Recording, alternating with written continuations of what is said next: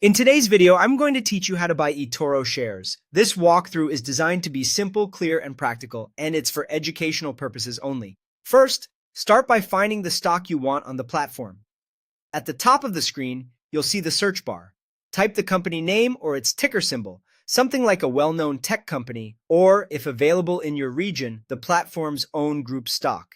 As you type, you'll see suggestions appear. Take a moment to double-check the ticker and the logo so you select the correct listing, since some companies have similar names or multiple listings. Click the result to open the assets page. On the asset page, you can glance over the price chart, recent performance, and key stats to get context. This is also a good place to make sure you're looking at the underlying stock rather than a leveraged product. When you're ready to proceed, click the Trade or Buy button. This opens the order ticket where you'll set the details of your purchase. In the order ticket, enter the amount you want to invest.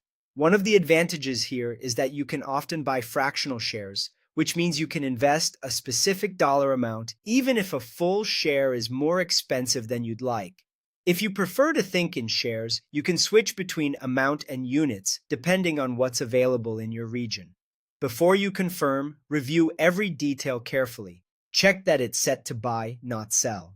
If there is an option for leverage, make sure it's set to 1-to-1 if your goal is to buy the actual stock rather than a leveraged position. Look over any fees shown, such as the spread, and be aware that if your account currency differs from the stock's currency, conversion costs may apply. If the market is closed, the platform will queue your order to execute when trading resumes, and you'll see that indicated on the ticket. Once everything looks right, click Open Trade to confirm. Your order will be placed, and after it executes, you'll see the position reflected in your portfolio with the amount invested and your current profit or loss.